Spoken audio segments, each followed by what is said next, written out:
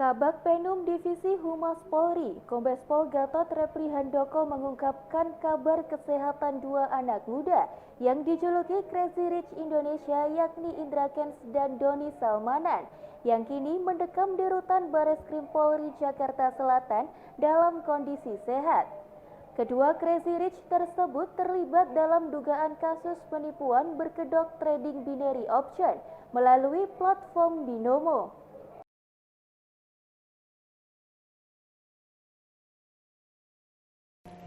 Indra Kents dan Doni Salmanan tersandung kasus dugaan judi online berkedok trading binary option yang kini mendekam di rutan Bareskrim Polri Jakarta Selatan.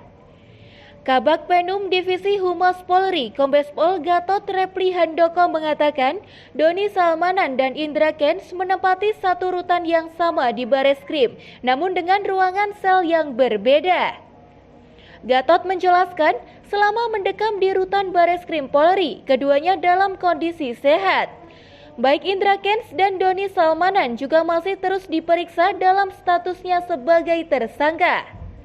Polisi sudah menetapkan Indra Kents sebagai tersangka dalam dugaan kasus penipuan berkedok trading binary option melalui platform Binomo.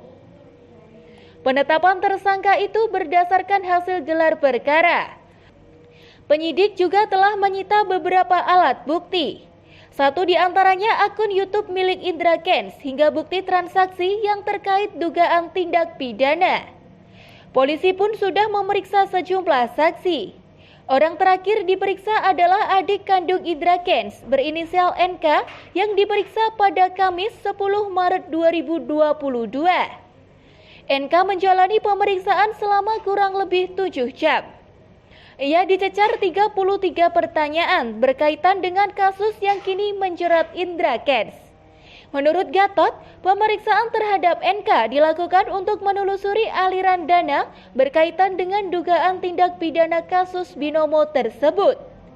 Gatot menambahkan, selain memeriksa sejumlah saksi, penyidik juga berkoordinasi dengan Pusat Pelaporan dan Analis Transaksi Keuangan atau PPATK untuk menelusuri aliran dana berkaitan dengan kasus Indra Kents.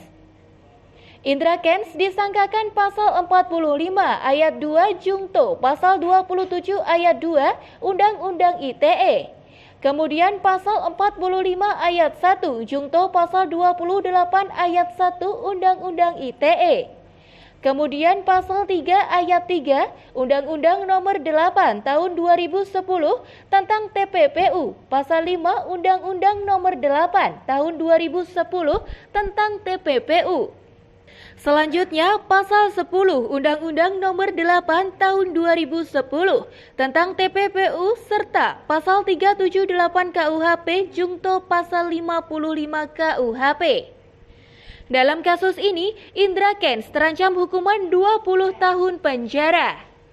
Sementara Doni Salmanan juga ditetapkan sebagai tersangka dalam dugaan kasus penipuan berkedok trading binary option. Namun dia ditetapkan tersangka terkait kasus platform Quotex. Adapun pasal yang disangkakan terhadap Doni Salmanan yakni pasal 45 ayat 1 Jungto 28 ayat 1 Undang-Undang ITE dan atau pasal 378 KUHP dan pasal 3 Undang-Undang Nomor 8 Tahun 2010 tentang pencegahan dan pemberantasan tindak pidana pencucian uang atau TPPU.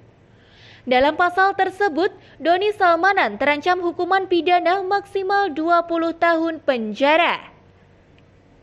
Dari daerah khusus Ibu Kota Jakarta, Tim Liputan Madu TV mewartakan.